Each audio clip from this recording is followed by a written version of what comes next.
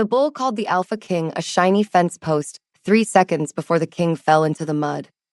Nora Finchley heard it clearly in the back of her skull, where frightened animals usually left screams, hoofbeats, and rude opinions. This particular opinion was so rude that Nora almost dropped the bucket of turnips. The black bull stood inside the royal practice pen with steam puffing from his nostrils. His name was Brimstone, and he had broken 3 gates, dented a helmet, and once carried a noble trainer across the yard by the back of his trousers. The trainer had survived. His dignity had not. Brimstone lowered his head toward the tall man in black and gold who had just entered the yard. Too much soap, the bull thought. Too much crown. Why does the tall wolf stare like a door? Nora pressed her lips together and set the bucket down. Laughing at livestock was allowed.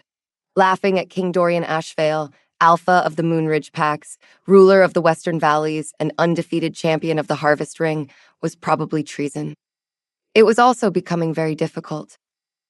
King Dorian stopped outside the rail. He was as handsome as every kitchen maid whispered, and twice as severe. Dark hair brushed the collar of his riding coat. His pale gray eyes held the yard still. Even the stable boys stopped pretending to work. Nora kept one hand on Brimstone's feed rope. She was an Omega from a border ranch, hired as a temporary beast tender because no ranked trainer wanted to be blamed for the black bull. She wore muddy boots, a patched brown vest, and a scarf that smelled faintly of hay and mint oil. Nobody in the yard looked at her twice. Brimstone did. The bull's fear pressed into Nora like a cold hand.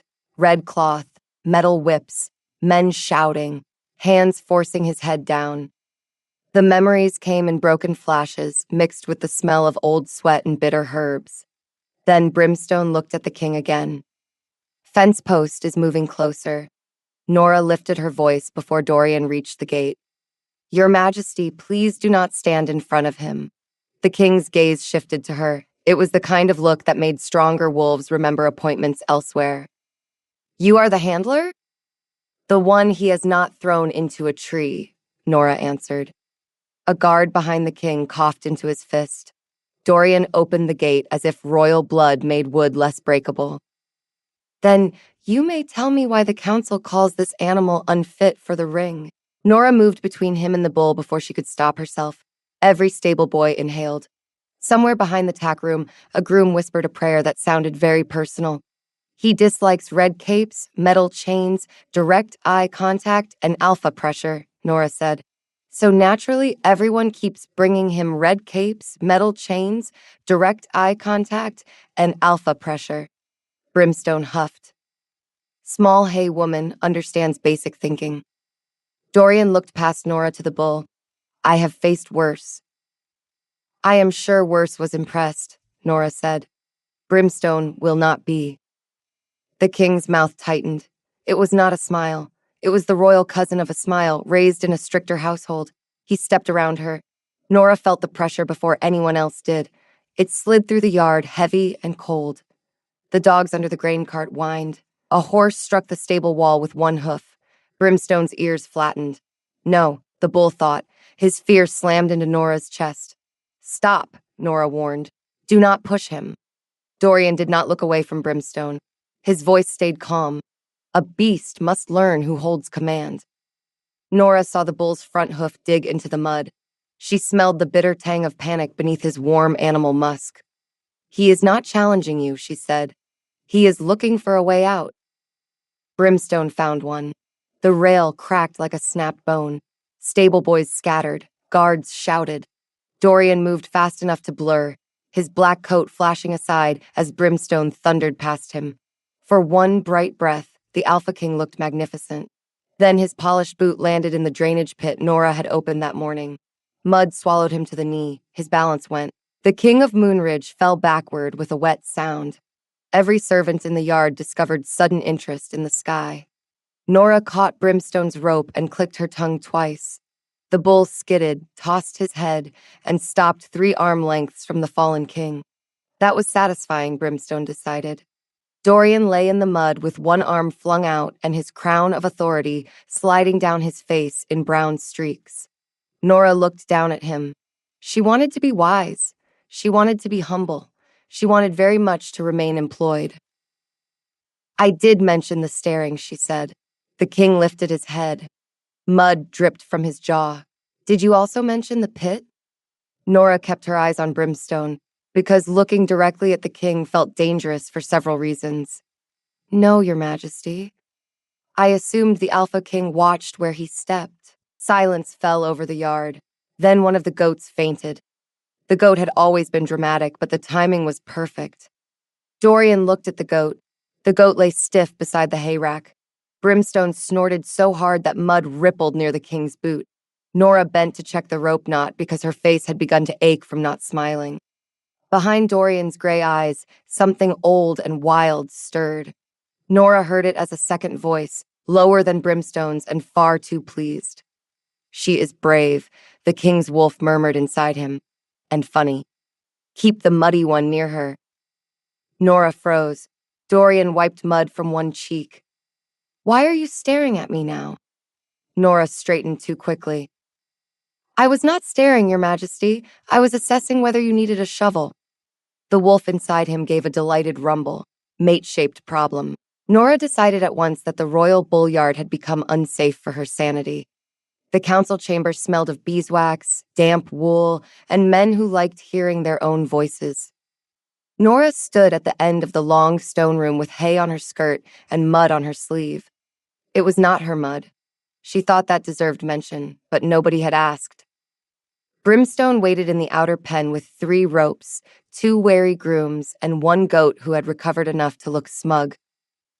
Lord Penrose, chairman of the Harvest Games Council, tapped a polished cane on the floor. It had a silver cap, which made every wolf in the room avoid touching it. He enjoyed that. Nora could tell by the way he placed it where candlelight could flash on the metal. The animal is a danger, Penrose declared. It damaged royal property. It nearly struck the king. It must be put down before the festival. Nora's hands closed at her sides. Brimstone damaged a rail after being pressured in the one way I warned against. Several nobles turned toward her as if a broom had spoken. Dorian stood beside the hearth in a clean coat. Someone had found him another one. It was dark green, severe, and probably worth more than Nora's father's old ranch. A faint line of dried mud remained behind his left ear. Nora tried not to notice. The king noticed that she noticed. His wolf noticed that he noticed. Still muddy behind the ear, the wolf observed. She sees it. We are doomed. Nora lowered her gaze before her mouth betrayed her. Lord Penrose frowned. The Omega is attached to the beast. That is understandable, but sentiment has no place in royal safety. Neither does drugging cattle, Nora said. The room shifted. Penrose's cane stopped tapping. Choose your words carefully. Nora had spent her childhood around horned animals, border storms, and men who mistook loudness for intelligence. Careful words were not hard. Patient words were harder. Brimstone's pupils were blown too wide, she said. His sweat smelled bitter. His muscles trembled before he charged. That is not ordinary aggression. Someone gave him fireleaf or red spur. The royal beast physician cleared his throat. Master Hobb wore spectacles on a chain and had the weary face of a man who had examined too many noble hunting dogs with imaginary illnesses. Those signs can occur after stress, Hobb said. Nora turned to him. Stress does not leave orange dust at the bottom of a feed bucket. That caught Dorian's attention. His gaze sharpened. Penrose smiled without warmth. Did you preserve this dust? Nora had not. She had been busy preventing a king from becoming a muddy historical footnote. No, my lord. I smelled it before the bucket was kicked over. Convenient. So is blaming the bull. A few councilmen bristled. Dorian lifted one hand, and the room quieted without effort. Nora hated how easily he could do that. She also hated that part of her understood why people obeyed. Power gathered around him like winter. The bull will not be killed today, Dorian said. Penrose's lips thinned. Your Majesty, the harvest ring is in 4 days. Then we have 4 days to determine whether the beast is dangerous or being made so. And if it kills someone before then? Dorian's eyes moved to Nora. Miss Finchley will stabilize it. Nora heard several nobles inhale with delight. They thought he had trapped her. If Brimstone misbehaved, the blame would land on the lowest throat in the room. The king's wolf muttered, "Bad plan. She smells like she wants to hit you with a bucket." Nora gave Dorian a polite look. "May I have authority over feed, tack, and access to the bull?" The question appeared to surprise him. "You may, and no alpha pressure near him." His brow rose. "That includes you," Nora added. Someone made a strangled sound. Dorian stared at her for a long second. Nora stared back. She had been stared down by bulls, rams, and one goose with a spiritual problem. Kings were worse, but only slightly. "Granted," Dorian said. Penrose took one step forward. The silver cap of his cane flashed again.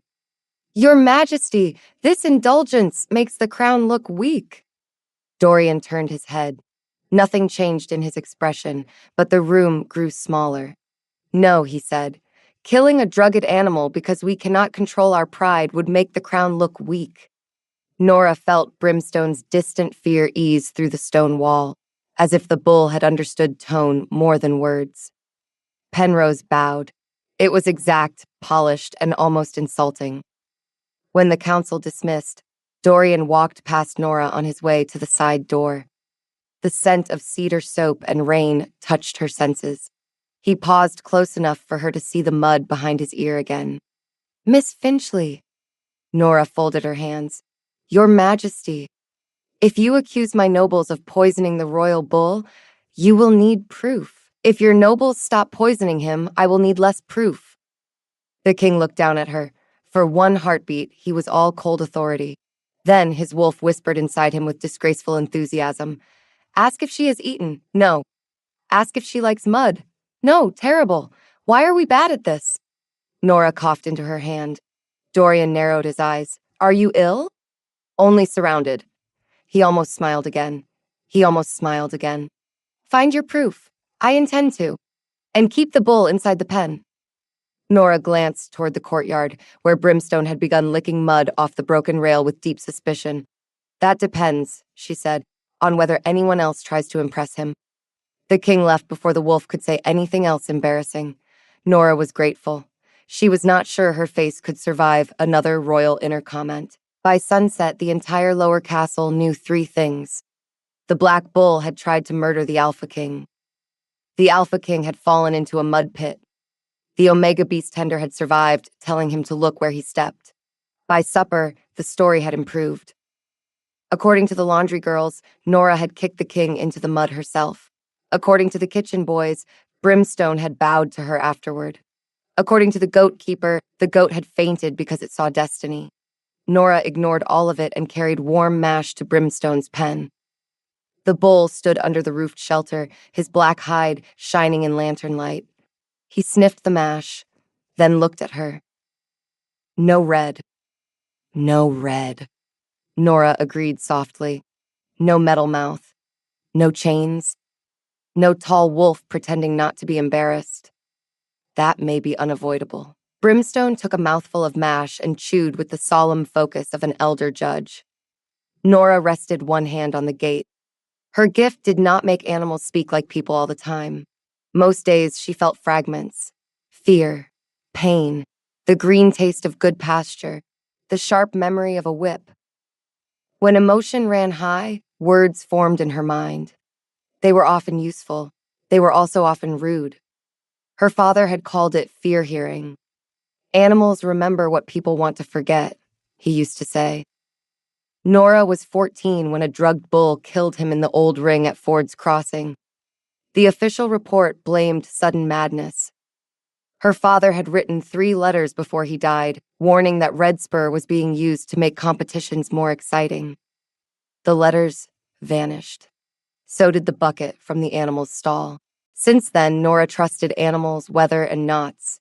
She did not trust councils. Brimstone lifted his head. "Tall wolf comes." Nora heard boots on wet stone a moment later. Dorian entered the stable yard without escort.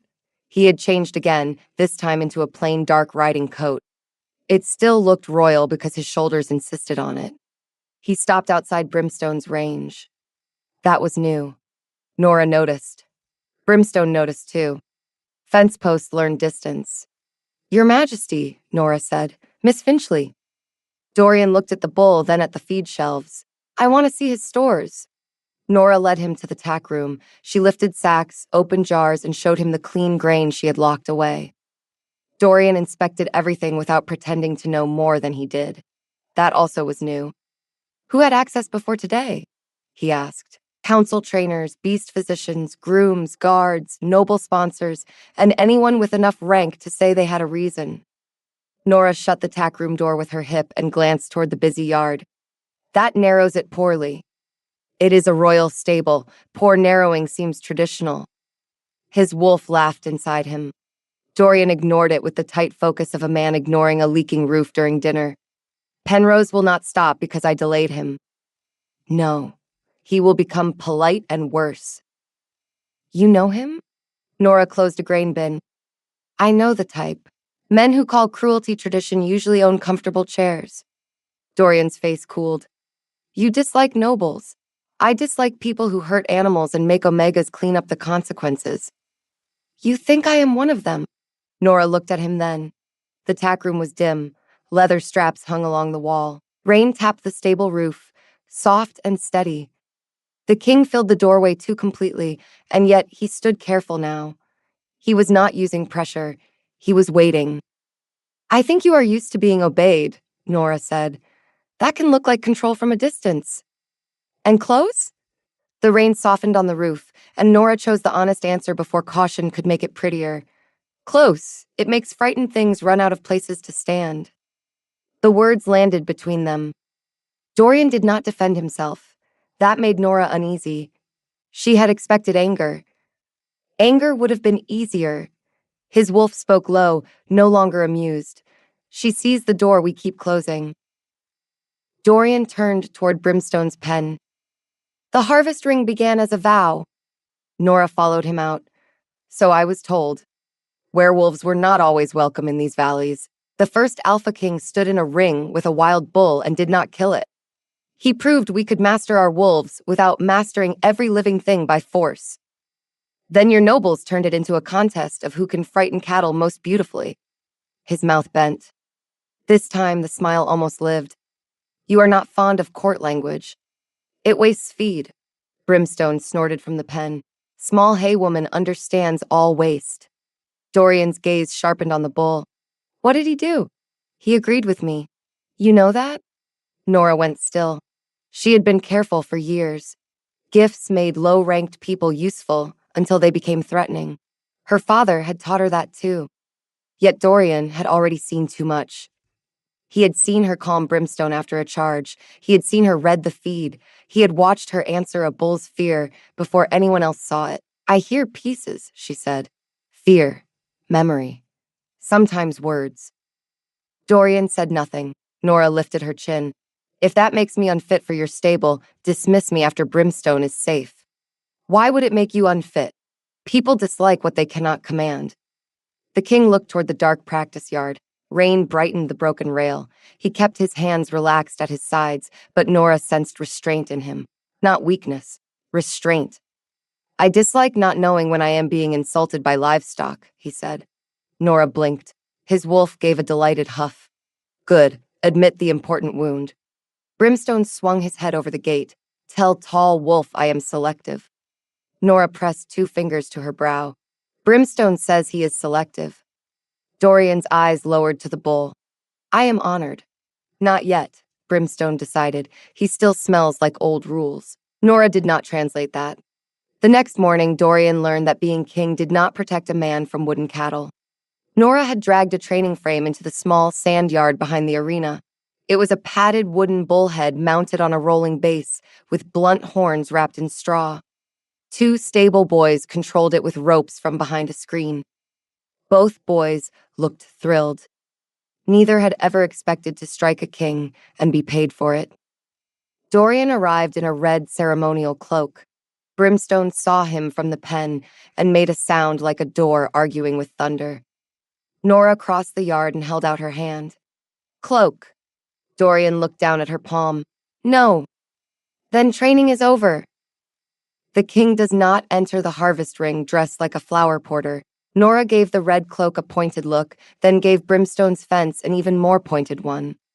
The king may enter dressed as a boiled lobster if he likes. Brimstone will still hate red.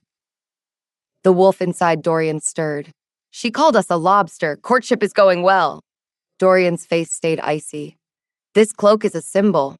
So is being launched over a fence. The stable boys stared at the sand.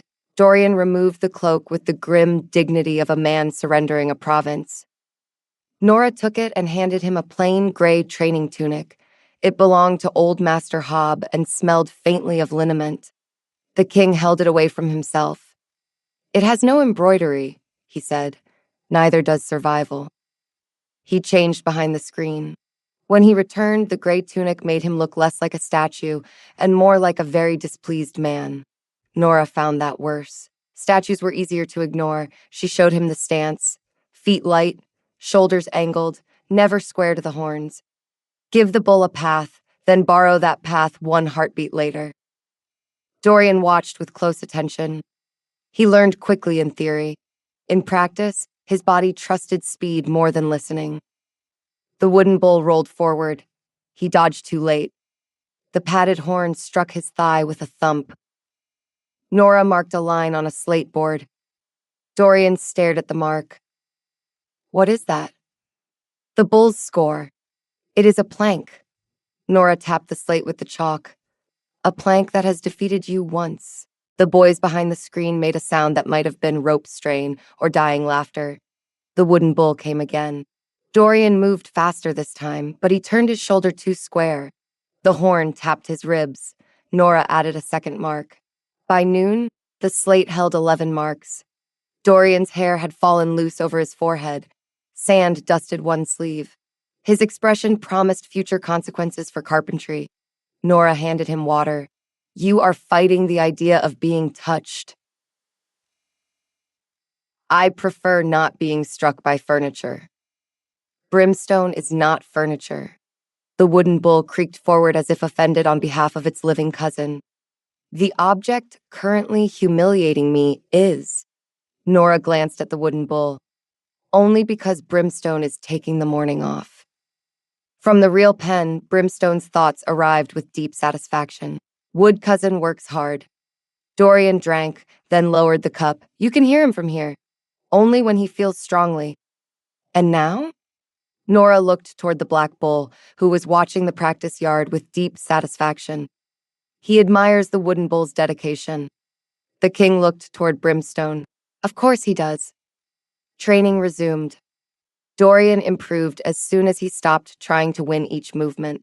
When he let the wooden bull pass, his body became fluid. When he tried to dominate it, he got hit. Nora noticed the pattern. Dorian noticed her noticing. Say it, he ordered. She folded her arms. No, that sounded like mercy. I do not trust it. Fine. You are excellent at surviving battles and terrible at allowing anything to move past you. The words were practical. They were also too honest. Dorian's face changed by a fraction. Kings cannot allow threats to pass. A bull is not always a threat. Sometimes it is a frightened animal trying not to be trapped. You think wolves are different? The question came quietly enough that the stable boys pretended not to hear it. No. The yard quieted. Even the stable boys stopped rustling the ropes. Nora touched the wooden horn. If you make every creature prove submission, you teach every frightened creature to charge. Dorian looked at the sand between them. For the first time since she met him, he did not look offended. He looked tired. His wolf spoke softly. She knows. Nora wished she had not heard it. The king's loneliness had a sound. It was not dramatic. It was a closed door in winter. Then Brimstone sneezed mash onto a post. The solemn moment ended. Dorian turned his head. Did he do that on purpose? Nora studied the bull's innocent face. Absolutely, Brimstone thought. No, Nora lied. He is a beast of great dignity. Dorian looked from her to the mash-spattered post. Your loyalty is touching. My employment is fragile. His mouth almost smiled again, and Nora had to look away. By the end of the day, the wooden bull had scored 27 victories. Dorian had scored 6 clean passes, 1 respectable pivot, and a grudging agreement to return the next morning without red cloth. Nora added the final mark to the slate. Dorian stood beside her, damp with sweat and offended by numbers. Must the score remain visible? It motivates humility. It motivates arson. The wolf inside him stretched with lazy pleasure. We should bring her bread. Winners enjoy bread. Dorian stiffened. Nora glanced at him. Are you well? Yes. Bring bread, the wolf insisted. And honey cakes. She is too thin.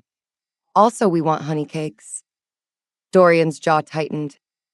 I will see you tomorrow, Miss Finchley. The wooden bull will be waiting. Tell it to enjoy its triumph while it can. Nora looked at the slate. I think the tally does that for me. The next morning, a basket of warm bread appeared on the feed table. Nora found it beside the hoof oil. Steam curled through a linen cloth.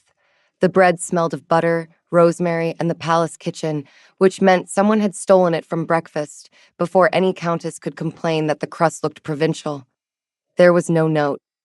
Brimstone shoved his nose toward the basket. Tall wolf hunts badly. Bread does not run. Nora lifted the basket out of range. This is not for you. Everything is for me if I reach it. That philosophy is why 3 gates hate you. Dorian arrived 10 minutes later in a gray tunic, dark trousers, and no cloak. He looked at the basket as if he had never seen bread in his life. Nora held up a roll. Did the royal pantry lose something? Possibly? Near the hoof oil? Dorian inspected the basket as if it had betrayed state secrets. Palaces are large. His wolf groaned. Say you brought it.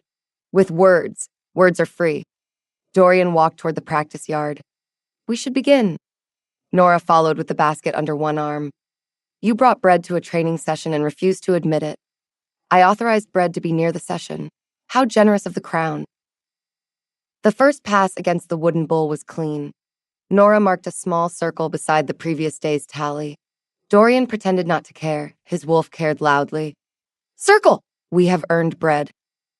Nora nearly dropped the chalk. Dorian noticed. What did he say? Who? You know who. She looked at the wooden bull. The plank is silent. My wolf. Nora brushed chalk dust from her fingers. It was too late to deny the whole gift. She had admitted enough by accident. He has opinions. He always has opinions. He believes you earned bread. Dorian closed his eyes for one brief moment. Of course he does. You may have one roll after 2 more clean passes. His eyes opened. May I? Training before reward. The Alpha King of Moonridge stared at an Omega Beast tender, a basket of bread, and a wooden bull with fresh resentment. The stable boys looked as if they were watching a miracle no priest had approved. Dorian completed 2 clean passes. Nora handed him a roll. He took it with formal restraint. This is absurd. Yes. You are rationing my own bread. Nora held the basket higher, safely away from Brimstone's ambitious nose. Also yes. He bit into the roll.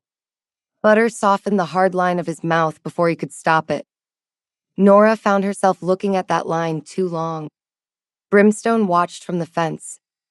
Tall wolf makes happy bread face. Nora turned away and pretended to adjust a rope. Again, the training days found a rhythm after that. Mornings belonged to the wooden bull, which became known among the stable hands as His Majesty's most loyal enemy. Afternoons belonged to Brimstone, who allowed Dorian to stand closer each day as long as the king wore gray and kept his pressure tucked behind his ribs. At first, Dorian treated each lesson like a siege. He planned, studied, endured, and glared at the slate board. Nora treated him like any difficult student. She corrected his feet, his shoulders, his breathing, and once, with great care, his habit of looking as if he expected the sand to apologize. Bulls read your chest before your hands, she told him on the second afternoon. Dorian adjusted his stance. My chest is not speaking. It is shouting. What does it shout? Nora stepped behind him and, after a moment of courage, tapped the center of his back with 2 fingers. The muscle beneath her touch went still. It shouts that you are about to force the world to agree with you. His wolf whispered. Her hand is small.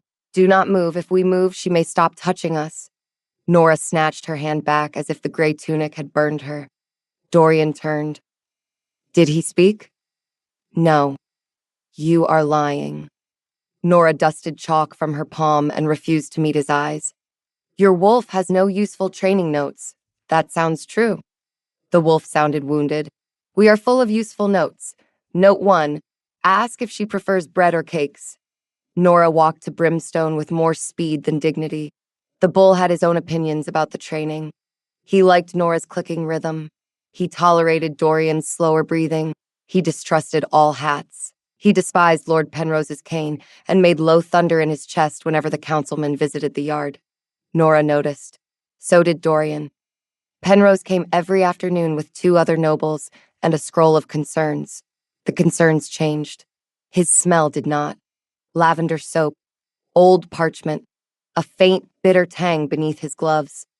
Brimstone always lifted his head. Bitter stick man, the bull thought. Nora stored the words. She did not yet know whether the bitterness came from Redspur or from Penrose's habit of standing near Silver. She only knew Brimstone hated him with practical focus. On the 3rd day, Penrose watched Dorian practice a pass without using pressure. The king moved cleanly aside as Brimstone trotted past. There was no drama, no roaring, no conquest. Just a bull choosing the open path Nora had marked. The watching grooms cheered before they remembered rank. Dorian looked startled by the sound. Nora laughed.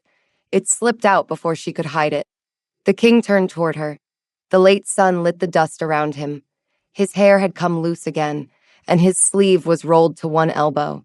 He did not look less royal. He looked more alive. His wolf went very quiet. There, it said.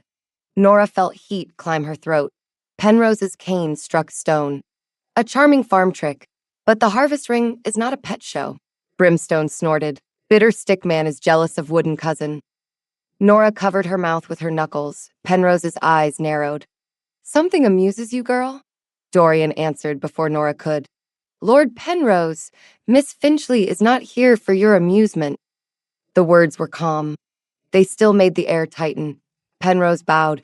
Of course, Your Majesty. I only worry that this new softness may be misunderstood. By whom? The packs, the border alphas, the old houses. Dorian wiped dust from his palm. Then they may attend and improve their understanding. Penrose's smile returned, thin as a knife edge. As you wish. After he left, Nora busied herself with Brimstone's water trough. She felt Dorian approach, but he stopped a respectful distance away. You dislike him more than most nobles, the king said. Nora kept scrubbing. He smells wrong to Brimstone. Wrong how? Bitter, like old fear and dried herbs. Dorian was silent long enough for a crow to scold the roof. Redspur? Maybe, or he keeps terrible tea in his pockets. The king looked toward the council wing. Penrose controls half the festival stores. That sounds convenient. You use that word like a weapon. Nora checked the trough latch because Penrose had made her hands want work. It is lighter than a pitchfork. Dorian's gaze returned to her. Your father worked the old ring. Nora's hand stilled in the trough. Cold water soaked her sleeve. Who told you? Master Hobb recognized your name. She squeezed the brush. Then Master Hobb talks too much. He said your father was the best handler he had ever seen. That softened the blow, which annoyed her. She did not want kind words from the king. Kind words were harder to refuse than orders. My father understood animals, Nora said. He died because other men preferred spectacle. Dorian stepped closer, then stopped himself. Nora noticed that too. The records call it an accident. The records were written by men who lost nothing. I was not king then. Nora turned a brittle page and kept her voice even. I know, but the crown failed him. Nora looked up. Dorian did not look defensive. He looked grim. The difference mattered. I will open the old files, he said. You may read them with me. Nora gave a short laugh with no humor in it. Omegas do not read sealed royal files. This one will. Because the king commands it? Dorian's answer came without pressure, which made it harder for Nora to dismiss. Because the king owes it. The yard sounds faded around her. The scrape of brush, the hoof shuffle, the crow on the roof. For years, Nora had carried her father's missing truth like a stone inside her coat. Heavy, familiar, not useful, but impossible to put down. Dorian offered no grand apology. He did not ask for forgiveness he had not earned. He only opened a door. His wolf spoke carefully. She may not walk through. Hold it open anyway. Nora swallowed. If I read those files, I decide what matters. Yes. If I find your nobles lied, I say so, the coal stove clicked while Dorian held her gaze. Yes. If I find the crown new, I say that too. Dorian's face did not move. Yes. Brimstone shoved his wet nose against Nora's shoulder. Tall wolf learns. Slowly, like cartwheel. Nora let out a breath that almost became a laugh. What did he say? Dorian asked. Nothing kind. Dorian glanced at Brimstone's calm, judgmental face. That narrows it poorly. For one fragile moment, Nora smiled at him without guarding it. Dorian looked as if the wooden bull had struck him somewhere softer than the ribs. Then the goat fainted again beside the grain cart. Nobody knew why. By the fourth morning, the castle had developed a schedule around the king's humiliation. Kitchen maids found reasons to carry baskets past the practice yard.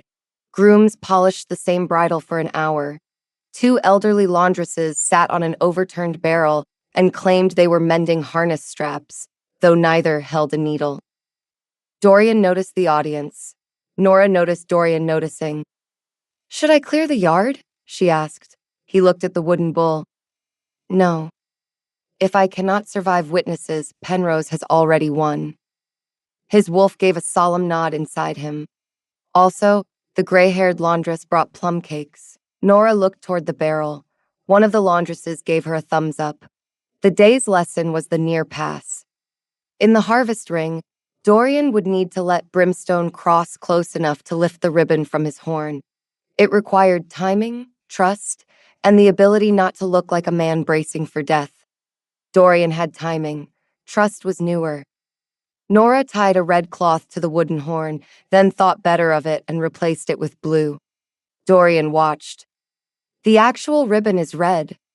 Brimstone hates red because men used red to hurt him.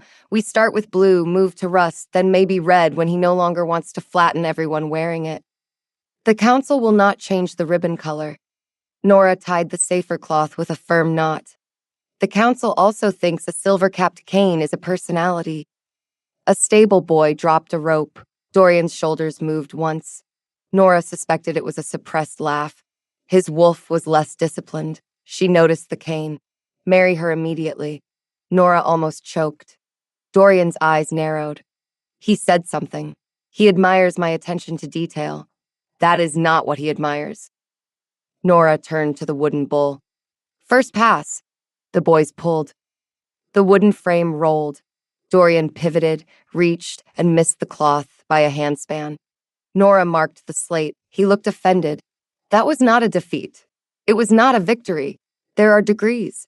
Nora added a neat mark to the slate anyway. Brimstone will be moved by that argument. The second pass was better. The third clipped his hip. The fourth sent him stumbling into a hay basket, while both laundresses applauded with shameless delight. Dorian rose with hay clinging to his shoulder. Nora removed a straw from his hair. She did it without thinking. Her fingers brushed the dark strands near his temple. He went still again. The yard seemed to hold its breath. His wolf whispered, "We have been touched by sunshine." Nora stepped back. "Hey," she said, as if that explained why her pulse had become unreasonable. Dorian reached for composure and found some. Not all. Of course. Brimstone leaned over the fence. Tall wolf has soft eyes. Very poor predator. Nora looked at the bull. Eat your hay. Dorian glanced between them. I do not like when you tell the bull to eat after looking at me, then stop resembling a topic. The laundresses made a noise. It might have been a cough. It was not. That afternoon, the old files arrived in a locked chest. Dorian had them brought to a small records room near the East Tower, not the council archive. Nora appreciated the choice. The council archive smelled like dust and judgment. The East room smelled like vellum, rain, and a tiny coal stove doing its best. Master Hobb joined them because he had served as assistant beast physician years ago. He was nervous enough to polish his spectacles 6 times before opening the first folder. Nora saw her father's handwriting on the 3rd page. For a moment, the room tipped. Thomas Finchley had written in blunt, square letters, "Red spur residue in feed. Bull entered ring already distressed. Council sponsor refused examination. Request inquiry before next festival." There were 3 copies, all marked received. None answered. Nora sat very still. Dorian read beside her. His face hardened line by line. Who marked them received? Hobb leaned forward. Lord Penrose was deputy clerk then. He oversaw arena complaints. Nora found another sheet. It listed official cause of accident as handler error. Her throat closed. Dorian reached toward the page, then stopped before touching it. He had learned that some wounds did not want royal hands on them. Nora. It was the first time he used her first name. She hated that it helped. He knew, she said. My father knew. Hobbs' voice shook. I suspected the report was too clean, but I was junior. I told myself the council would act. Councils are excellent places to hide cowardice, Nora said. Dorian looked at Hobb. Did you see red spur in those years? Not directly. I smelled it. Once. The same bitter scent Miss Finchley described. Can it be traced? Hobb hesitated. Red spur must be mixed fresh. It stains linen orange and irritates skin. Anyone handling it often would have marks. Nora thought of Penrose's gloves. Fine leather, always worn, even indoors. Dorian thought of them too. She saw it in his eyes. His wolf growled. Bitter stick man. We need proof from this festival, Nora said. Old records show corruption. Penrose will call it past confusion. Dorian closed the folder. Then we watch the stores. He will expect that. Then what do you suggest? Nora looked at the files. Her father's ink had survived 10 years in a locked chest. It deserved better than another polite inquiry. Let him think brimstone still reacts to red, she said. Let him think your training is failing. If he wants disaster, he will try to create it where he can see it. Dorian studied her. That is dangerous. So is your counsel. I will not use you as bait. The firmness in his voice was almost comforting. Almost. Nora met his eyes. You will not use me at all. You will work with me or you will lose the only person Brimstone trusts. The coal stove popped softly. Dorian's wolf gave a low, approving rumble. She has horns. Dorian exhaled. Together, then. Nora nodded once. Together. The words settled between them with more weight than either of them expected. On the 5th day, Dorian tried to milk a cow. This had not been part of the training plan. It happened because the kitchen had sent cream for custards, the dairymaid had twisted her ankle, and Dorian had arrived early enough to be dangerous. Nora found him in the dairy shed, crouched beside a patient brown cow named Maple. Maple looked at Nora with the exhausted compassion of a creature witnessing monarchy fail. Tall wolf is squeezing wrong. Dorian glanced over his shoulder. I was told this was simple. By whom? The boy with freckles. Maple flicked her tail against Dorian's sleeve. Finn thinks putting frogs in boots is simple. Maple switched her tail and sighed. His hands are cold. Nora bit the inside of her cheek. Maple says your hands are cold. Dorian removed them at once. My apologies. The Alpha King had apologized to a cow. Nora decided not to think too hard about why that warmed her chest. She knelt beside him and showed him the rhythm. His hands were indeed cold. They were also careful. When he followed her instruction, milk struck the pail with a clean sound. Dorian looked absurdly pleased. His wolf announced, We are providers. Do not look proud yet, Nora said. You have produced 3 spoons, 3 royal spoons. Maple chewed with magnificent indifference. Maple remains unimpressed. Maple chewed. Better than the blonde duke. Nora paused. Which blonde duke? Dorian looked at her sharply. Nora rested a hand on Maple's side and opened herself to the cow's slow memory. A courtyard. A blonde man with a jeweled belt.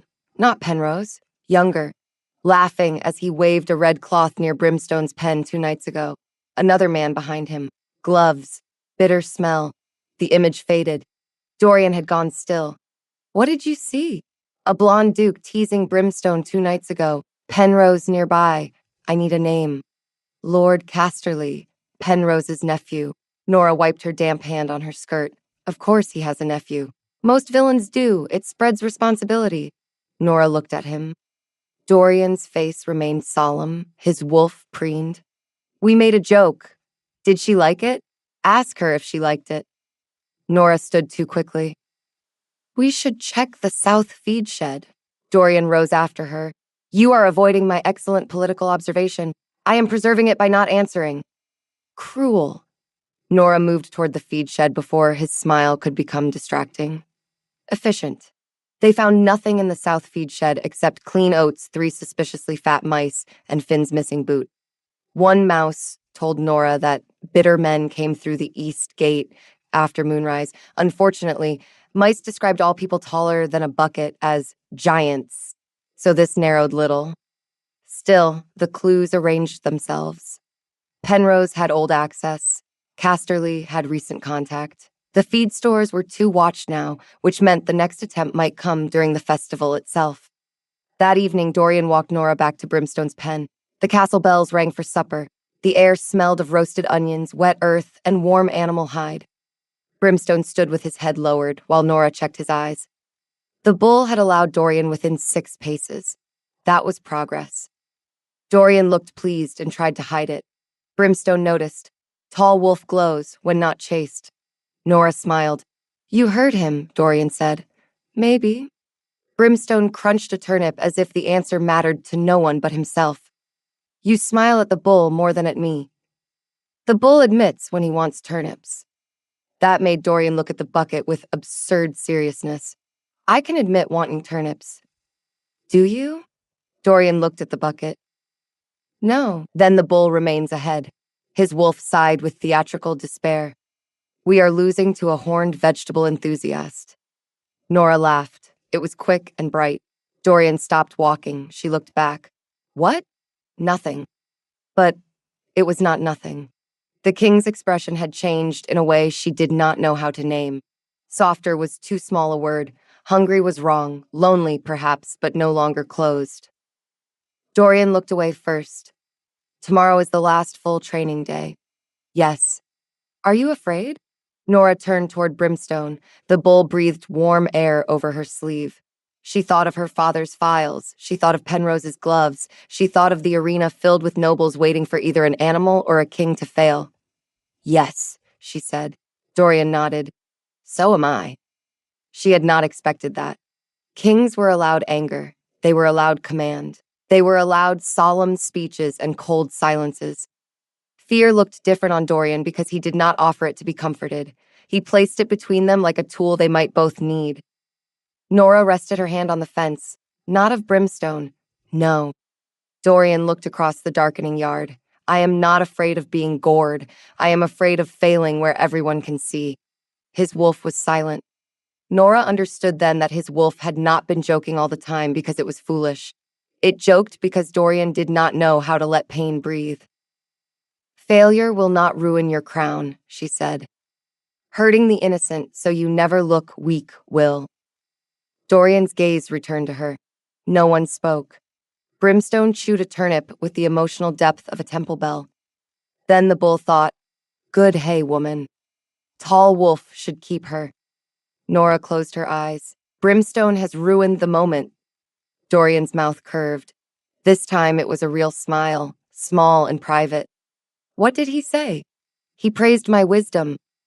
Dorian's suspicious gaze moved from Nora to the bull and back again. I doubt that was all. It was all you need. Dorian stepped closer to the fence, still outside Brimstone's chosen line. I am beginning to suspect you protect me from more insults than threats. They often overlap. The king looked at her for another quiet breath. Thank you. Nora knew he meant more than the insults. Train well tomorrow, she said, because practical words were safer. Yes, Miss Finchley. Nora lifted one finger in warning before he could retreat with dignity intact. And no honey cakes before practice. Dorian's face became royal stone. His wolf howled. She knows. The last practice began badly and became ridiculous. Rain had turned the yard soft. The wooden bull stuck twice in the sand. Finn tried to fix it and got his sleeve caught on a horn. One laundress brought plum cakes again, claiming spiritual responsibility for the king's morale. Master Hobb arrived with a measuring tape to assess Brimstone's stride and left after Brimstone sneezed on his notebook. Dorian performed 3 clean passes in a row. Nobody mentioned it at first. The yard had learned that praise made him stiff. Nora simply marked 3 circles on the slate. Dorian watched her hand. No commentary? Would you like commentary? I have been receiving commentary for days. Nora looked at the slate where the new circles had finally begun to outnumber the humiliating marks. You have improved. The words were plain. They struck him harder than elaborate praise. His wolf whispered, again. Dorian cleared his throat. Good. Do not become proud. Pride trips. Mud trips. She tapped one boot against the damp ground. Mud assists pride. He gave her that small smile again. The stable boys pretended not to see it. The laundresses saw everything and looked delighted. Nora brought out the rust-colored cloth. Brimstone watched with suspicion but did not stamp. Dorian stood near the center of the practice ring, shoulders angled, hands empty. Nora clicked twice. Brimstone moved. The bull was enormous. Even at a controlled trot, he filled the yard with force. His hooves struck wet sand. His breath came hot and loud.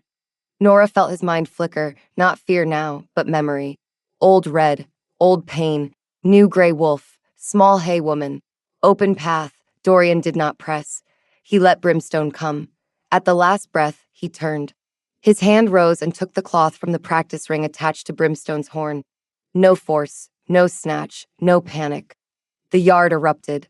Finn shouted. The laundresses clapped. Master Hobb, who had returned for his notebook, said something that sounded like a prayer to veterinary science.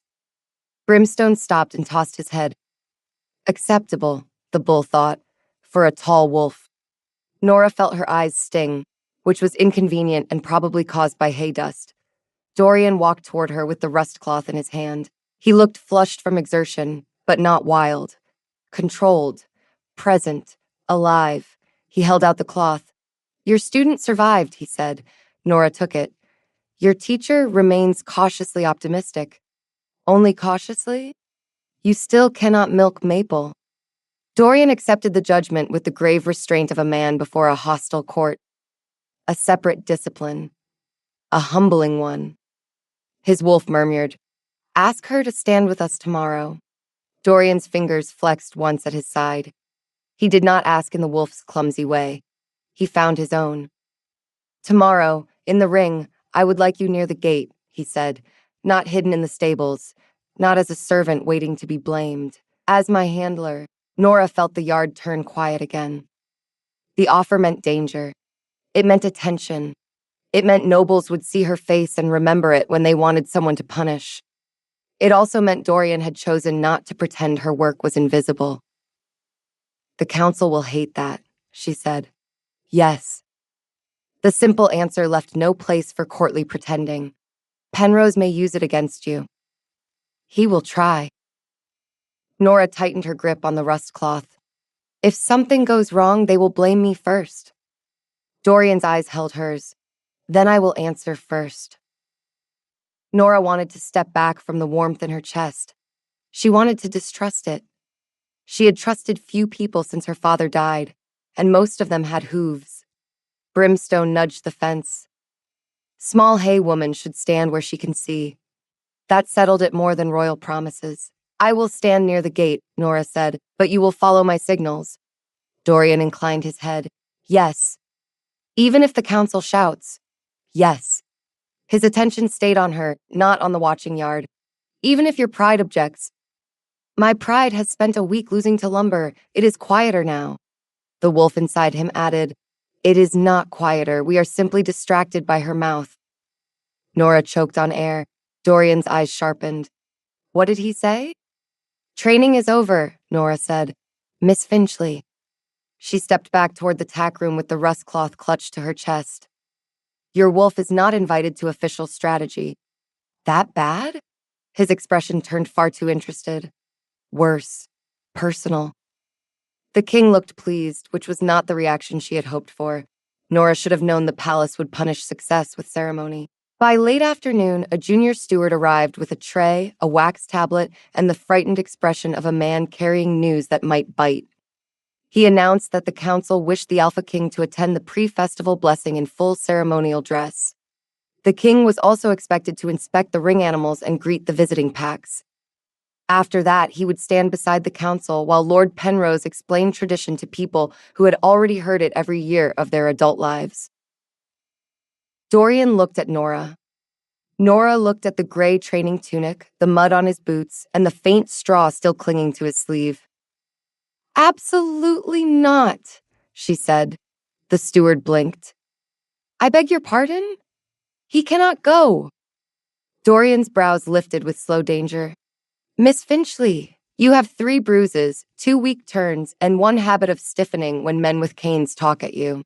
The steward stared at the king as if waiting for lightning. Dorian only folded his arms. "I do not stiffen." Brimstone leaned over the fence. Tall wolf becomes fence post near bitter stick man. Nora pointed at the bull. Even Brimstone noticed. "You are using livestock as a political witness. Livestock has better timing than your council." The junior steward made a small sound and studied his wax tablet with deep spiritual commitment. Dorian eventually agreed to attend only the shortest portion of the blessing. Nora insisted on coming because the ring animals would be there. Dorian said the council would object to an omega standing near the royal platform. Nora said the council could practice resilience, since the crowd had been assigned the same exercise regarding his missing red cloak. His wolf became unbearable after that. She quotes us, "This is bonding." Nora told Brimstone to stay in the pen and not eat any steward. The bull considered this. Which steward? All of them. Unreasonable. The blessing took place in the open yard beneath strings of lanterns. Priests in green robes, burned cedar and dried lavender. Visiting pack leaders stood in careful rows. Noble ladies whispered behind fans. Every fan seemed to pause when Nora walked in beside Dorian, carrying a handler's rope and wearing practical gloves instead of court ribbons. Lord Penrose's smile sharpened when he saw her. "How fortunate," he said, "that Miss Finchley now attends royal rites." Nora smelled lavender, hot wax, damp wool, and the faint bitterness near his gloves. She kept her voice mild. "I was told this was a beast blessing. I brought the only useful rope." A beta captain near the platform coughed into his collar. Dorian's expression did not change, but his wolf rolled around inside him like a pup in spring grass. Useful rope. Beautiful. Penrose lifted his cane. Tradition requires the king to touch the ring gate with the ceremonial chain. The chain lay coiled on a velvet cushion. It was not silver, but its clasps were bright enough to make Nora tense, before Master Hobb leaned close and whispered that they were polished steel. Dorian heard him and gave Nora the smallest nod. Good, she thought. At least nobody had decided to bless a werewolf king with silver burns. Penrose gestured to the gate. "If your majesty will stand squarely before the old entrance, the priests may begin." Squarely. Nora's eyes narrowed. Dorian's shoulders shifted. There it was. Not fear. Habit. The court expected a king to stand straight and unyielding. The ring taught the same lie in a different costume. Nora stepped on his boot. Dorian did not move, but his eyes slid to her. "Your handler has injured the crown," he murmured. "Your handler has redirected the crown." The priest's chant rose behind them, solemn enough to make the exchange worse. With her heel? Available tools. His mouth betrayed him. The smile lasted less than a breath, but 3 maids saw it and would feed the kitchens for a week. Dorian turned his body at an angle to the gate. Penrose's cane stopped midair. "Your Majesty, the old posture faces the ring. The old posture is poor survival." Nora looked down because pride, she had learned, could trip too. The blessing continued. A priest spoke of restraint, harvest, moonlight, and the first vow. Penrose looked as if restraint had stolen his dinner. The chain was touched to the gate. Dorian did not flinch. Nora watched Casterly at the edge of the crowd, blonde head bent toward a groom she did not know. The groom carried a small leather pouch. Nora slipped away before the final prayer ended. She followed the groom past the cider carts and into the narrow lane behind the fodder shed. The air back there smelled of wet straw and old apples. Music from the yard faded behind stone. The groom moved quickly, too quickly for a man on a harmless errand. Nora had no weapon. She had a rope, 2 gloves, and a gift that made anxious horses complain about saddle straps. She clicked her tongue softly at the dark. A stable cat dropped from a barrel with offended grace. Duchess was white, round, and convinced the palace existed for her inspection. She had ignored Nora for weeks, except when stealing fish. "Duchess?" Nora whispered. "Did a bitter man pass this way?" The cat stared at her. "All men are bitter when not feeding me." "Useful details, please." Duchess sat and began washing one paw. Tall, pale mouse with gold hair gave pouch to Boot Boy. Boot Boy hid it where Haywater sleeps. Nora translated that into human geography. Gold hair meant Casterly. Boot Boy meant groom. Haywater sleeps meant the old soaking trough by the fodder shed. She found the pouch wedged under a loose board beside the trough. Before she could open it, a voice behind her sighed. "You should not wander alone." Nora spun. Dorian stood at the lane's mouth, lantern in hand, his jaw set. "You should not leave your own blessing. It became less interesting after you stepped on me." The lantern in Dorian's hand threw warm light across the hidden pouch. "You followed me?" "I watched Penrose watch you. Then I followed the more honest threat." That should not have pleased her. It did. Nora handed him the pouch. Duchess saw Casterly's groom hide this. Dorian looked at the white cat, who had begun licking her chest with the air of a retired magistrate. "The cat is now part of the investigation?" "The cat has always been part of the investigation. We were simply uninformed." Dorian opened the pouch carefully. Inside were dried orange flakes wrapped in oiled paper. The bitter smell struck Nora's nose at once. Red spur. Not enough for a full dose. Enough to panic an animal already frightened by red cloth and shouting. Dorian's face went cold. Nora touched his wrist before he could turn that cold toward the yard. The contact surprised them both. "Not yet," she said. "If you accuse him now, Penrose says the groom acted alone. We need the hand that gives the second dose. And if the second dose is meant for tomorrow?" The smell of red spur sat bitterly between them. "Then we catch it tomorrow. That is a risk to you." Nora's fingers remained on his wrist, steady despite the fear under her ribs. "It is a risk to Brimstone first." Dorian looked down at her hand on his wrist. His pulse beat strong under her fingers. His wolf was quiet, but not distant. It waited with him. "I dislike this plan," Dorian said. "Good. Sensible people should." The cat sneezed as if adding an expert opinion. "That does not comfort me. I am a beast handler, not a cushion." Duchess sneezed. Bad courtship, the cat thought. Nora looked at the cat in betrayal. "You too?" Dorian's eyes sharpened. "What did she say?" "She made an unfair professional assessment." "Of whom?" Nora glanced down at Duchess, who looked pleased with herself. "Everyone." He looked at Duchess. The cat looked back with the merciless calm of a creature that had never respected crowns. Dorian wrapped the pouch again. "We will keep this with Hob, quietly." "And the groom?" "Watched, not seized." Nora nodded. "You are learning from an Omega with a rope and a judgmental cat. There are worse schools." His smile returned, faint and tired. "I begin to doubt that." They walked back together through the lantern dusk. The blessing had ended, and the crowd was eating sugared apples. Penrose stood near the platform, accepting compliments with both gloves still on. Casterly laughed too loudly beside him. Dorian did not look at them for long. He looked at Nora instead. "Tomorrow," he said, low enough that only she heard, "if I begin to become the old posture, step on me." Nora's throat tightened around a laugh. That may be the strangest royal order ever given. It is not an order. No?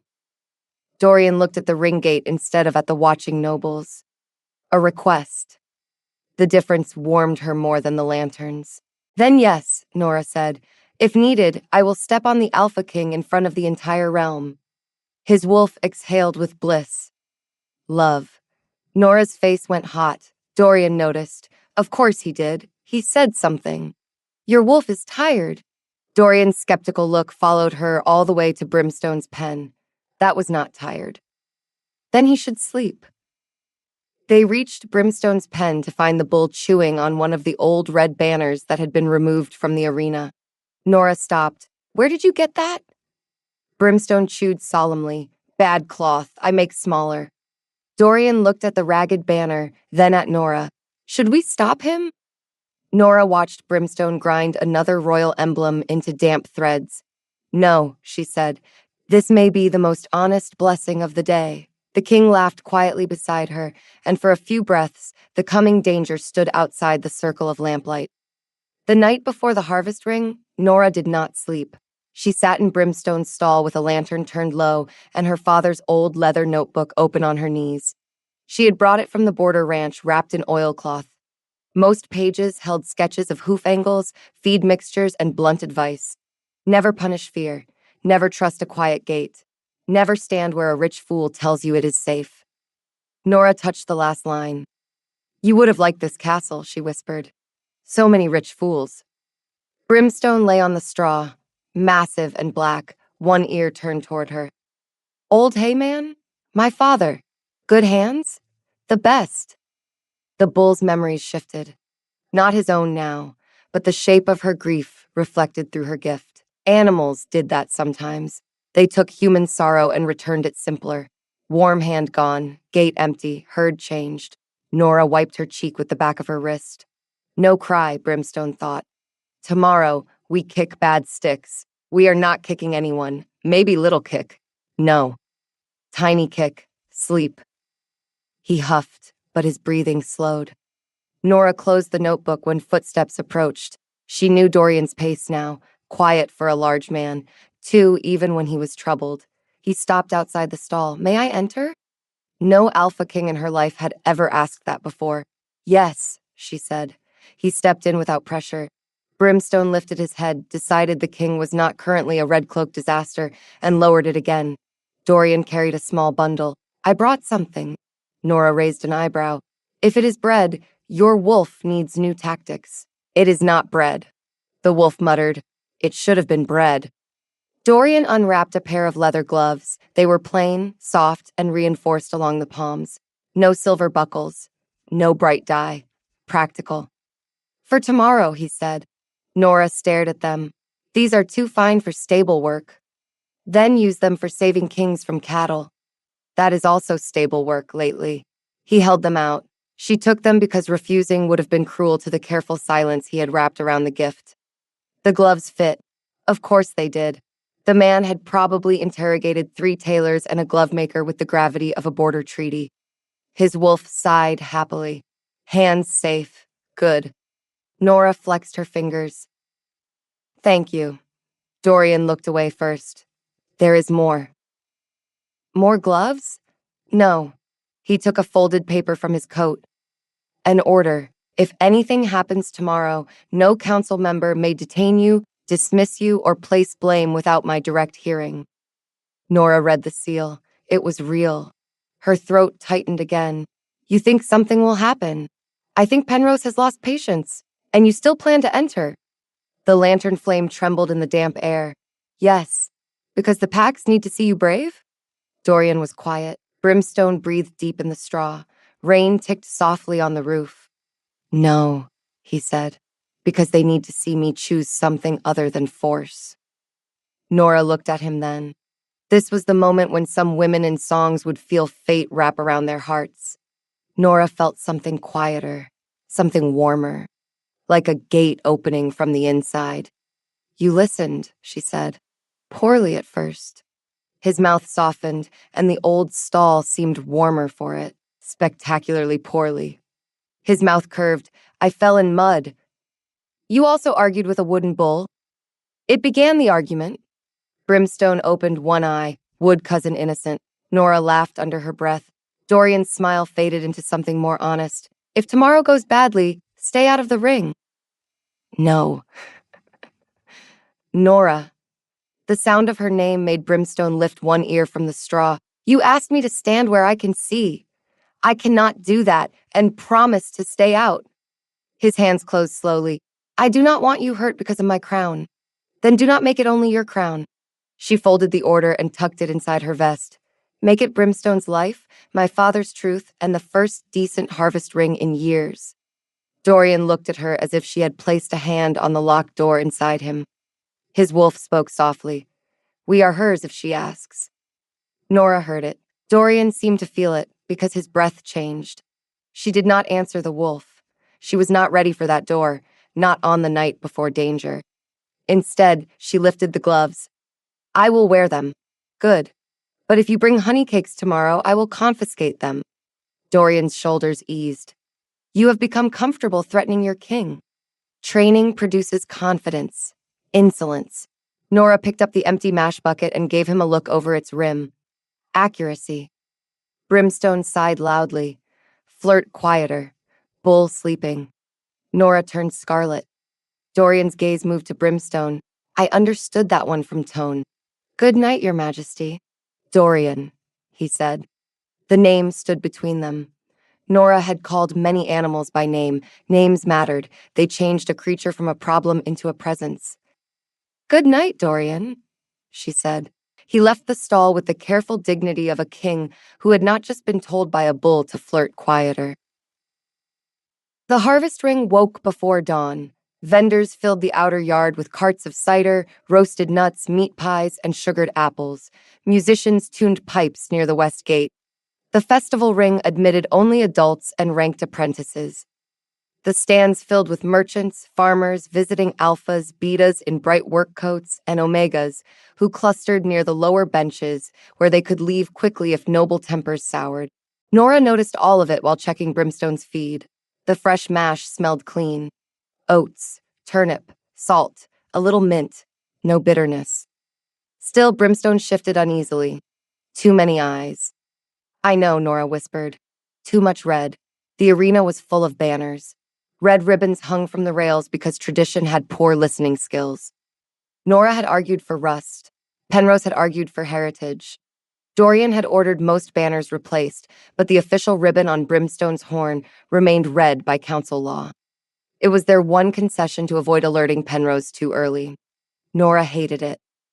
Dorian entered the preparation yard without a red cloak. He wore dark leather, dull bronze fastenings, and a gray sash. The choice caused a visible ripple among the nobles. His wolf sounded pleased. We look practical. She likes practical. Nora adjusted Brimstone's lead rope. Your wolf is proud of your outfit.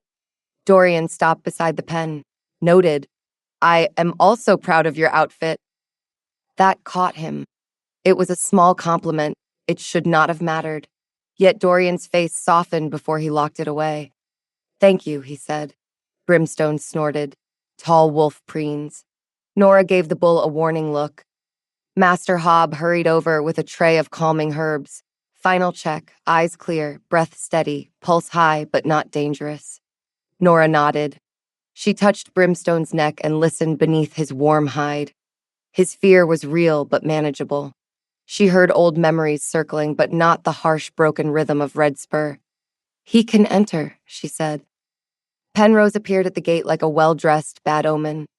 Lord Casterly followed him, blonde and smiling too brightly. Both wore gloves. Brimstone's whole body tightened. Bitter.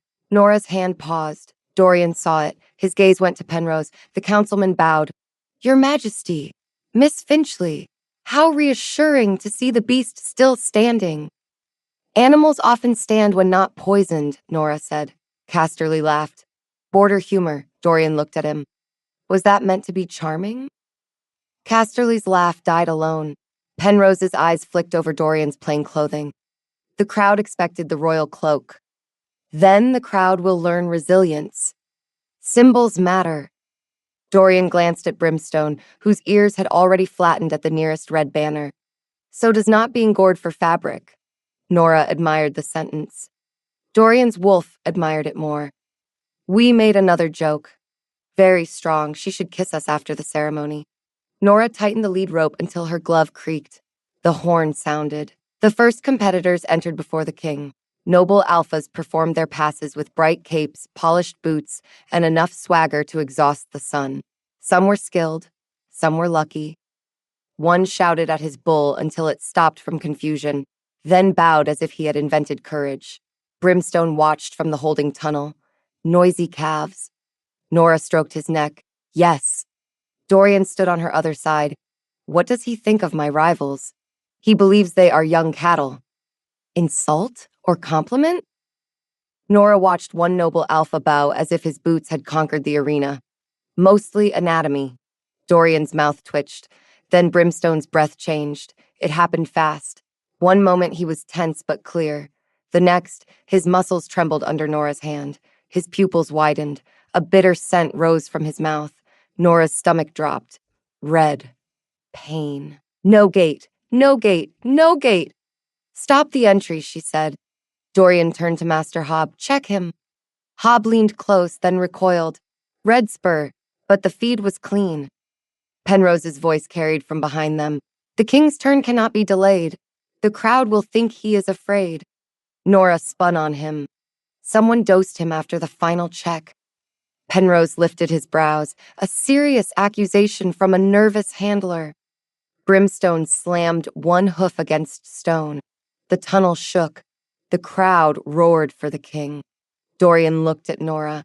In that moment, the arena beyond him seemed to swallow the world. Thousands waited.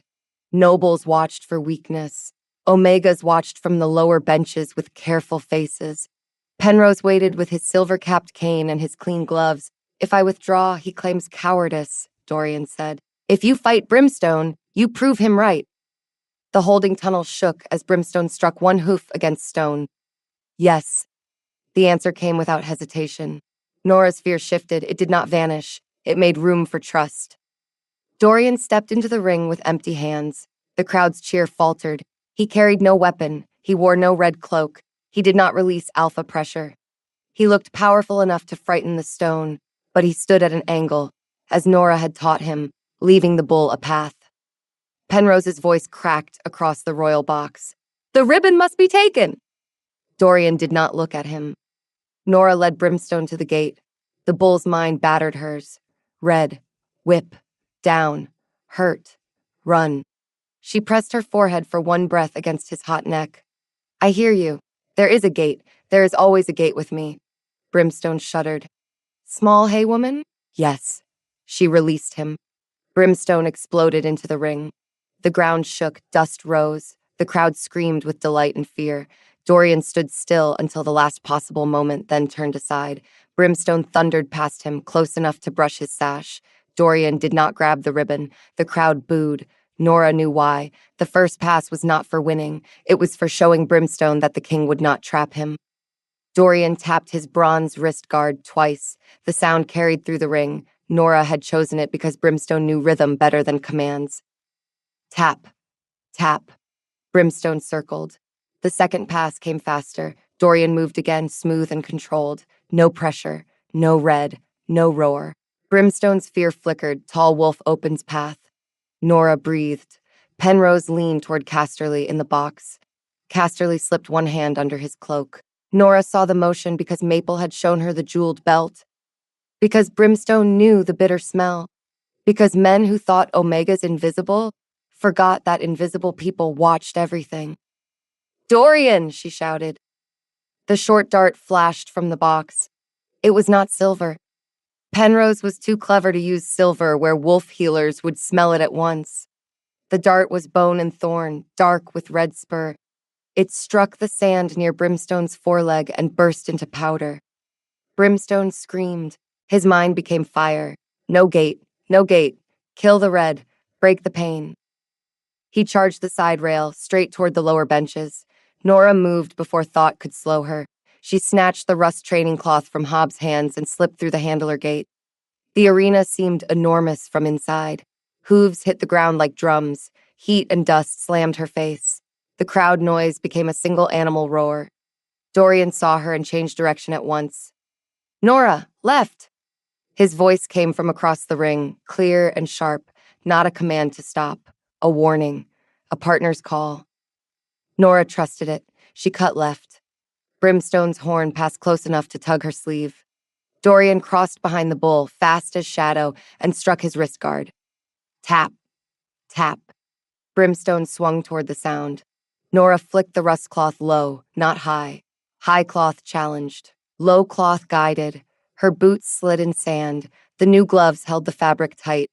Here, she called softly, though the crowd could not hear. Here, Brimstone, open path. The bull's mind found her for one broken heartbeat. Small hay woman. Dorian moved again, not between Nora and Glory, but between Nora and the angle that would kill her if Brimstone slipped. He did not grab the horns. He did not force the bull down. He became a wall only where a wall was needed, and an opening where Brimstone needed to run. Nora loved him a little in that moment. It was inconvenient timing. Penrose shouted for guards. Casterly tried to leave the box. Brimstone caught the bitter scent and changed course. Nora heard it. Bitter stick. Hurt maker. He knows, she gasped. Dorian understood. He struck the guard twice, then pointed the open path toward the council rail. Nora's heart leapt into her throat. Not too close. I trust your bull. That makes one of us. Brimstone charged. Penrose stumbled back. Casterly dropped something from under his cloak. The bull's horn caught the edge of Penrose's embroidered outer coat and tore it away with a magnificent rip. The crowd gasped. Orange-stained gloves fell from the coat pocket. A small vial rolled across the platform.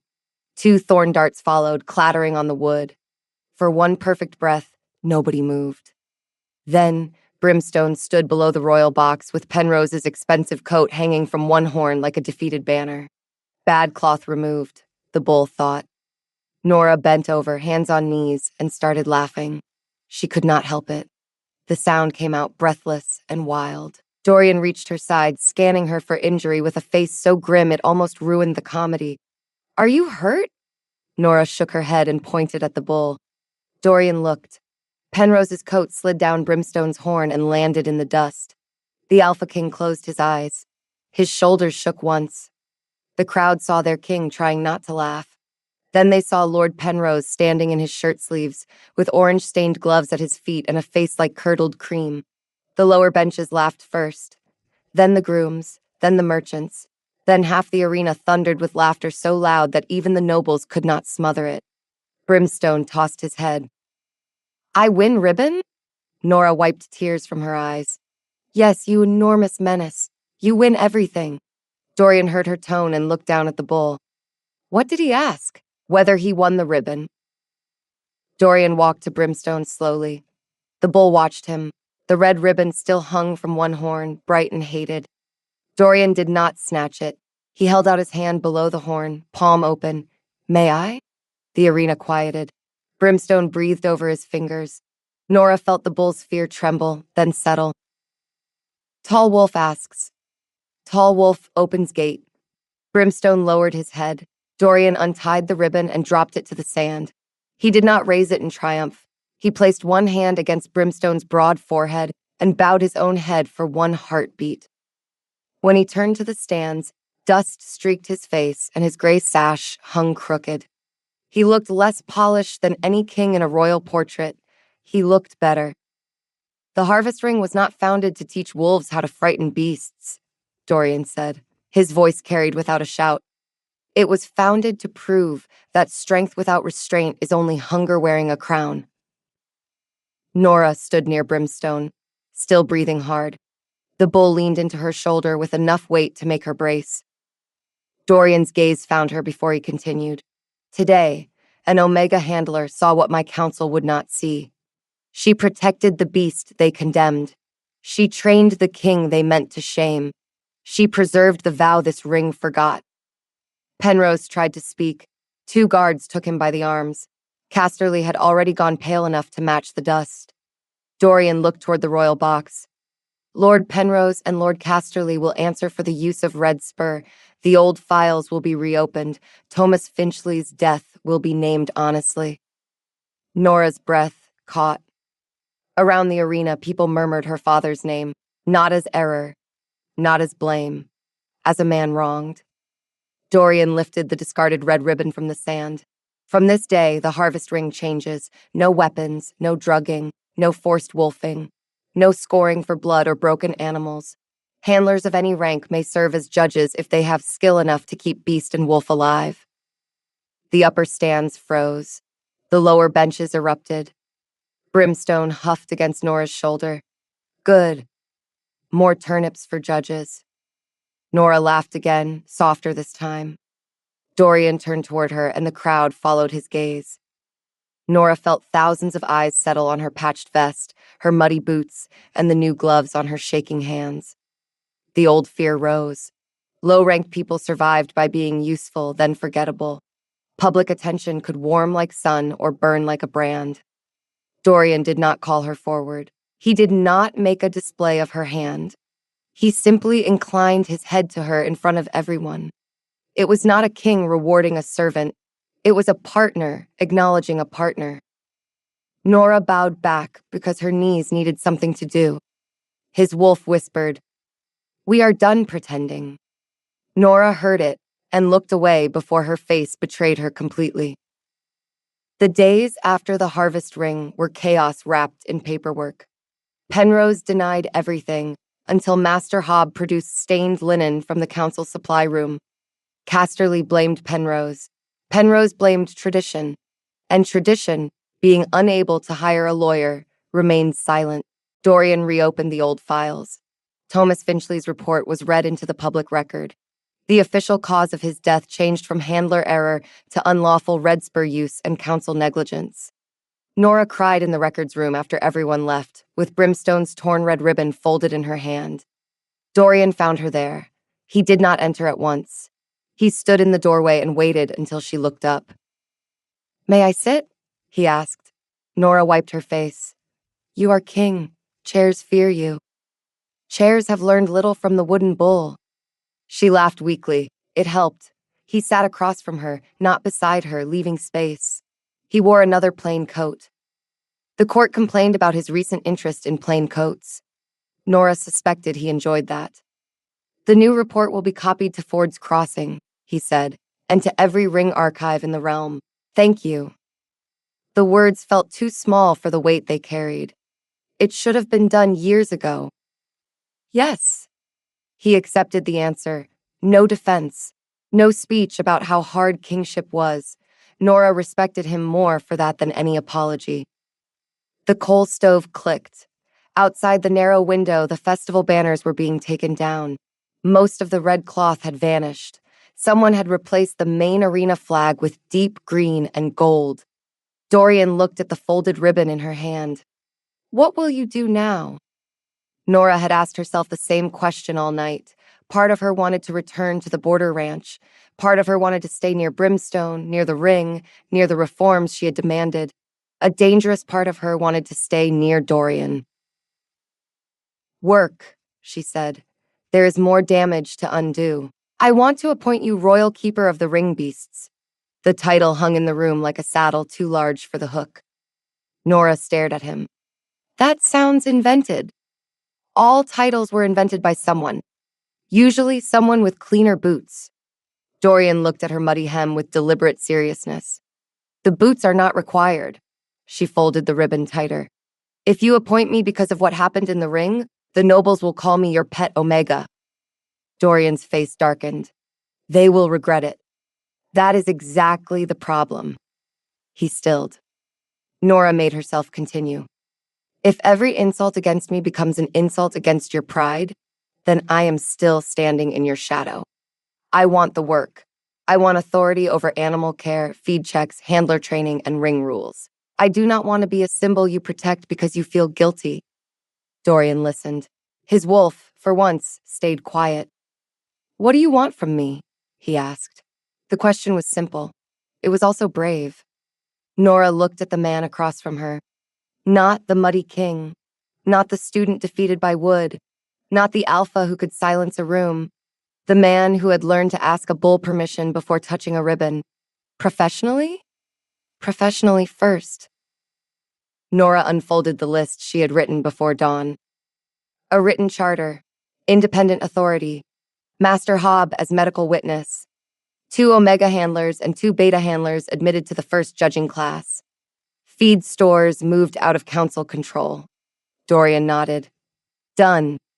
You cannot say done before hearing the cost. I can, if the cost is less than corruption. Nora narrowed her eyes, though the corner of her mouth wanted to rise. That was almost a good line.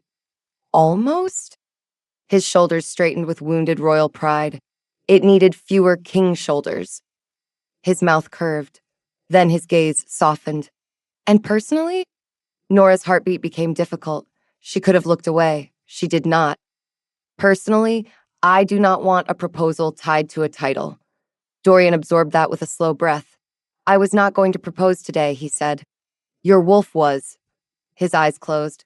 The wolf exposed, gave no apology. Efficient plan. Nora laughed despite herself. Tell him no. Dorian opened his eyes. They were warm now, and the warmth frightened her more than the cold ever had. He hears you. Good. May I court you without making it a royal decree? Nora should have said no for safety. She should have asked for time. She should have remembered that kings and storms changed paths without warning. Instead, she thought of the open gate in the ring. You may try, she said. His wolf made a sound of triumph so loud in Dorian's chest that Nora felt it through her gift. Dorian looked pained. He is being undignified. So is Brimstone most mornings. Then I am in familiar company. 3 weeks later, royal keeper Nora Finchley discovered that courting a king was much like training a bull. Both required patience. Both improved with clear signals. Both became dangerous when praised too soon. Dorian came to the renovated practice yard every morning before court. He wore plain coats often enough that the palace tailors began designing expensive plainness. He carried reports for Nora to sign, not because she could not walk to the office, but because he claimed the West Corridor needed inspection. The West Corridor contained no faults except that it passed the beast yard. Brimstone had opinions. Tall wolf patrols toward Hay Woman. Very subtle. Like cart and soup. Nora signed the feed charter and did not translate. The new training program began with 6 handlers of mixed ranks. 2 were Omegas from market farms. 2 were Betas from the royal kennels. 1 was a young alpha woman who had no patience for Penrose's old rules. The last was Finn, who had been admitted after promising to stop putting frogs in boots during official hours. Dorian observed the first class from the rail. Nora made him hold the slate. The court nearly fainted. You are using the Alpha King as a clerk, Master Hobb whispered. He has neat handwriting, Nora whispered back. Dorian marked a student's footwork error with grave attention. His wolf sounded proud. We are useful, also near her. Nora hid a smile behind the lesson sheet. The comedy did not fade after the danger passed. It simply became warmer. Brimstone escaped twice, not to rampage, but to visit the kitchen garden. Maple refused to let Dorian milk her unless Nora stood beside him and praised his progress. The goat fainted at every important announcement, creating a betting pool among the laundresses. Dorian tried to bring Nora flowers once. He chose roses. Brimstone ate them. Nora found the king holding 3 bare stems, while the bull chewed with deep satisfaction. They were expensive, Dorian said. Brimstone has refined taste. Roses are crunchy lies, the bull thought. Dorian looked at the remaining stems. Would bread be safer? For whom? My dignity. Nora looked from the bare rose stems to Brimstone's satisfied mouth. No. He brought bread the next day anyway. Nora shared it with the handlers, which forced Dorian to endure public gratitude instead of private romance. His wolf accused her of cruelty. Nora told the wolf, through Dorian, that courtship was not a private bakery. Dorian spent the rest of the afternoon looking thoughtful. At supper, he sent bread for the entire beast yard. Nora found a note tucked under her roll. Not a decree, It read, Strategy. She laughed so hard that Finn dropped a pail. Slowly, the castle learned the shape of the change. Nobles who wanted the old games complained in careful corners. Farmers who had once avoided the royal ring brought animals for fair assessment. Omegas who had never stood inside the central yard began attending Nora's classes. Some days were heavy. There were old injuries to document, old habits to break, old ranked men who called kindness weakness until Brimstone pinned them with one black eye and changed their vocabulary. But the story did not sink into sorrow because the animals refused to allow it. A raven from the North Tower began stealing council notices and dropping them in the water trough. A stable cat named Duchess appointed herself inspector of Dorian's boots and slapped one lace loose whenever he looked too stern. Maple learned to lean on anyone using the phrase, just an omega, until they apologized or fell over. Nora's gift grew less painful as the yard changed. Fear still came to her, but it no longer arrived alone. She heard curiosity, mischief, trust. Brimstone's thoughts became less jagged. Tall Wolf brings brush? He is the king, Nora told the bull one morning. He does not bring brushes. Dorian appeared at the gate holding 3 grooming brushes and a bucket. Nora stared. His wolf sounded radiant. We bring brushes. Brimstone looked smug. Tall Wolf trains well. Dorian spent an hour brushing Brimstone's shoulder under Nora's direction. He did not rush. He did not pressure. He scratched the exact spot the bull liked and received, in return, the first voluntary head bump Brimstone had given him. Unfortunately, Dorian had not braced. He landed sitting in the straw. The handlers froze. Nora covered her mouth. Dorian looked up at Brimstone. Was that affection? The bull's thought was warm and enormous. Soft hit. Nora's eyes stung again. She blamed straw again. Yes, she said. That was affection. Dorian sat in the straw with dust on his sleeve and something unguarded in his face. Then I am honored. Nora looked at him and knew she was in trouble. The public recognition came at the first reformed harvest demonstration, 1 month after the old ring fell apart. It was not a full festival. Dorian refused to rush the new rules into spectacle. Instead, the castle invited adult representatives from every pack, guild, and ranch to watch the first non-violent trial. No weapons, no red banners, no council betting. The ring was cleaned, widened, and lined with escape lanes for animals and handlers. Nora stood at the center in a green working coat. The coat had pockets. This mattered more than jewels. Dorian stood at the rail, not in the center. He had insisted this was her demonstration. The court had argued. Dorian had listened, then done what Nora suggested, which upset the court more than if he had shouted. Brimstone entered last. He wore a green ribbon on one horn. He was magnificent, black as storm clouds and twice as opinionated. The crowd murmured when he lowered his head toward Nora. She placed one gloved hand on his forehead. No red, Brimstone thought. No red, Nora whispered. Tall Wolf watches. He does. Looks like he wants to charge, but in heart way. Nora nearly lost her professional expression. Dorian, at the rail, narrowed his eyes as if he sensed danger. The demonstration began with Finn, who performed a clean approach and did not trip. This caused more applause than some royal victories. 2 Omega handlers completed guide passes with calm skill. The young alpha woman showed how to redirect a frightened bull without pressure, then bowed to Nora instead of the nobles. The crowd watched. They learned. They laughed, too, because Brimstone chose the exact moment of Lord Casterly's sentencing announcement to knock over the empty noble viewing chair with his tail. Casterly, standing under guard near the side gate, looked personally wounded. Brimstone thought, bad chair. Nora translated for Dorian later. He laughed so hard in private that he had to sit down. Nora considered that one of her finest achievements. At the end of the demonstration, Dorian entered the ring. The crowd hushed. Nora had not expected him to join her in the center. They had agreed he would speak from the rail. Yet he walked slowly, hands empty, pressure banked low. Brimstone watched him without fear. Dorian stopped beside Nora, leaving enough space that she could choose whether to close it. She did. Only half a step. It was enough. His wolf whispered, Brave woman, brave us. Do not ruin this. Dorian looked out at the stands. A month ago, this ring exposed a crime. Today, it shows a better tradition. The crowd settled into listening silence. The Crown recognizes Royal Keeper Nora Finchley as author of the new ring laws, chief judge of beast welfare, and full authority over competitive animal care. Applause rose.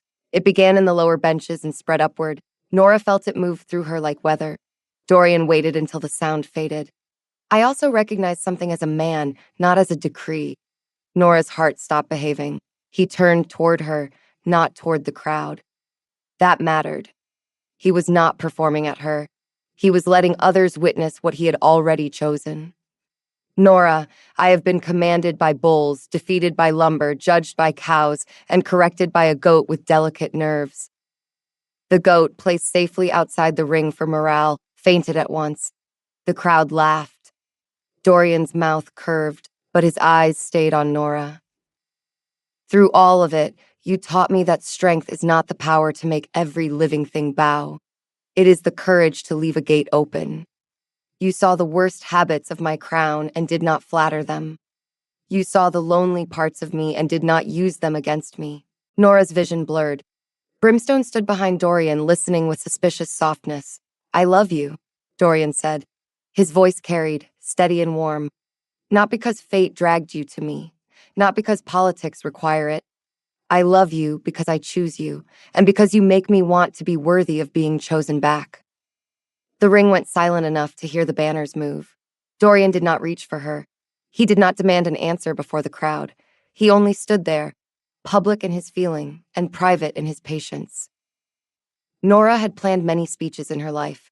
Most involved feed schedules, safety rules, or explaining why nobody should wave red cloth near Brimstone unless they disliked having ribs. She had no speech for this, so she chose the truth. She stepped closer and took Dorian's hand. I love you too, Nora said, even though you still cannot milk Maple without supervision. The crowd burst into laughter and applause. Dorian looked as if someone had handed him the whole valley and a warm kitchen besides. His wolf shouted, Together! Brimstone stepped forward and gave Dorian a careful nudge between the shoulders. The king, who had survived rebellions, council traps, and 1 month of Nora's training, stumbled directly into the fresh straw laid along the ring's center. He landed on his back. The goat woke, saw him, and fainted again.